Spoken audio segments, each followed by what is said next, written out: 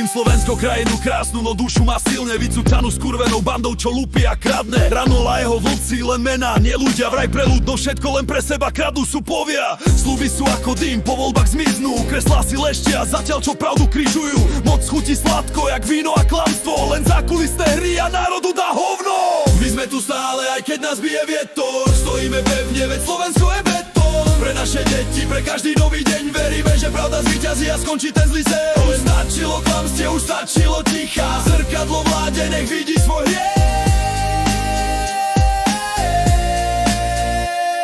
Zaklinadlá o miery, no šíria len zlobu. Rozdelený národ, jak vo vojne rodu. Chleba hry, to je ich plán falošný. Zatvoria oči, no tebe účet príde obrovský. Tunely v štruktúrach, koks im fúka cez dierky. Dotácie miznú a im rastú vily a penzióny. Systém sa smeje, keď ho voláš z odpovednosti. Oni majú štít, imunitu a známosti. My sme tu stále, aj keď nás bije vietor, stojíme pevne, veď Slovensko je betón. Pre naše deti, pre každý nový deň veríme, že pravda raz prelomí ten zlý sen. Už stačilo klamstie, už stačilo ticha, zrkadlo vláde nech vidí svoj hriech.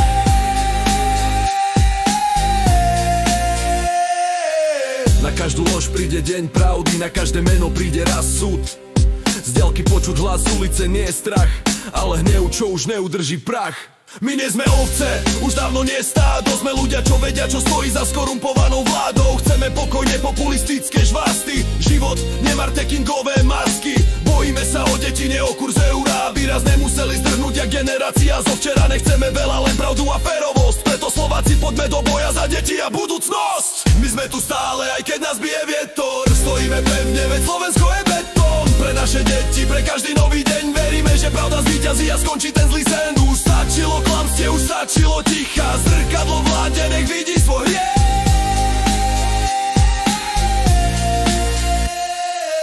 My sme tu stále, aj keď nás bije vietor, stojíme pevne, veď Slovensko je betón. Pre naše deti, pre každý nový deň veríme, že pravda raz prelomí ten zlý sen. Už stačilo klamstie, už stačilo ticha, zrkadlo vláde nech vidí svoj hriech.